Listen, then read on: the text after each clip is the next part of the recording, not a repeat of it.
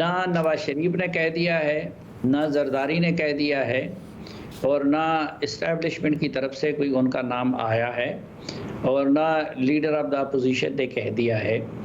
یہ وہ جماعتیں ہیں کہ جو اس طرح کے فیصلوں میں اپنے سیکنڈ رینک کے اہم ترین لیڈروں کو بھی اعتماد میں نہیں لیتے۔ تو زرداری صاحب کی جیب میں کس کا نام ہے، نواز شریف کی جیب میں کس کا نام ہے، تو ابھی تک تو انہوں نے تو نہیں کہہ دیا ہے۔ باقی تو اس وقت اسلام آباد میں تقریباً 100 کے قریب نگران پرائم منسٹر پھر رہے ہیں، سب نے شیروانیاں بنا دی ہیں۔ سیکٹر میں جو ہے کوئی میڈیا سے اپنے نام فلوٹ کروا رہا ہے، کوئی دوسرے طریقے سے، کوئی تیسرے طریقے سے، اور کل کے بارے میں تو اللہ جانتا ہے، لیکن میرا تو زیادہ گمان یہی ہے کہ یہ جو نام چل رہے ہیں ان میں سے کوئی بھی نگران پرائم منسٹر نہیں ہوگا۔ لیکن اگر یہ کرتے ہیں تو پھر وہ ریما کی بات ٹھیک ہے کہ پھر موجودہ ہی اس کو کنٹینیو کر دیا جائے، کیونکہ اب کے بار یہ جو حالات ہے اس سے لگتا ہے کہ الیکشن متنازع ہوں گے۔ تو اگر آپ اسحاق ڈار صاحب کو، جو کہ نواز شریف صاحب کے سمدی بھی ہیں، جو کہ ان کے دست راست ہیں، اس طرح کے بندے کو اگر آپ نگران وزیر اعظم بناتے ہیں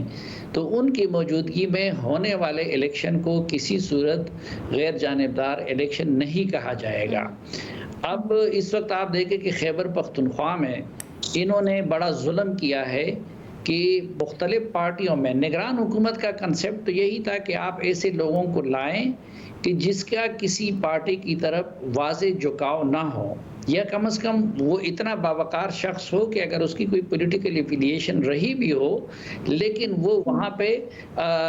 اپنے کنڈکٹ سے اپنے آپ کو غیر جانبدار ثابت کروا سکے۔ اب مثلا خیبر پختونخوا میں انہوں نے 3 پیپلز پارٹی کے تھے، 3 نون لیگ کے ہیں، 3 ANP کے ہیں، اور 11 کے قریب مولانا صاحب کے ہیں، اور مولانا ادھر یہ سمدھی ہیں، ادھر مولانا صاحب کے سمدھی گورنر ہیں جو ڈیفیکٹو چیف منسٹر ہے۔ اس کا نتیجہ کیا نکلا کہ اس صوبے میں بدترین حکمرانی کی تاریخ رقم ہو رہی ہے، اور آپ نے دیکھا ہوگا کہ پیپلز پارٹی والے پریس کانفرنس کر رہے ہیں ان کے خلاف۔ یہ ہم نے پہلی مرتبہ دیکھا کہ ایک کابینہ کے اراکین جو ہے وہ دوسرے کے خلاف پریس کانفرنس کر رہے ہیں۔ اس روز شاہد خٹک جو ANP کے کابینہ کا وزیر تھا، انہوں نے گورنر غلام علی کے خلاف جلسہ کیا نا۔ تو آپ نے اگر مرکز میں بھی اس طرح کا ڈرامہ بنانا ہے۔ پھر ایک اور سوال کہ روز جب شاہد خٹک صاحب جو کہ ANP سے ان کا تعلق تھا اور ان کو گورنر کے بارے میں پولیٹیکل خیالات کی بنیاد پہ الیکشن کمیشن نے نوٹس کیا اور انہوں نے اس کی بنیاد پہ صوبائی وزارت سے استعفیٰ دے دی۔ سوال یہ ہے کہ یہ الیکشن کمیشن پھر اسحاق ڈار صاحب جیسے ایک پارٹی کے اسٹال وارڈ کو کس طرح نگران گورنر وزیر اعظم کے طور پر وہ تسلیم کر لے گی۔ تو میرے خیال میں الیکشن کو غیر جانبدار بنانے کے لیے، اس کو کریڈیبل بنانے کے لیے اتنا ضرور ہونا چاہیے کہ وزیر اعظم اور وفاقی کابینہ کے وزراء صرف آئے، بلکہ میں تو کہتا ہوں کہ خیبر پختونخوا میں بھی آپ کو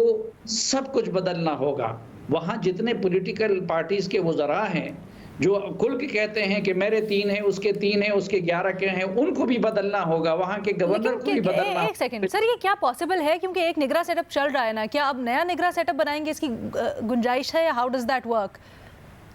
نہیں، خیبر پختونخوا میں وزیر اعلیٰ صرف ایسا ہوتا ہے کہ جس کو لیڈر آف دا ہاؤس اور لیڈر آف دا اپوزیشن نے مقرر کیا ہوتا ہے، تو وہاں تو وزیر اعلیٰ کا کوئی نام ہی نہیں لیتا۔ وہاں پہ پیپلز پارٹی کے، نون لیگ کے اور تینوں جماعتوں کے اختیار ولی کے انہوں نے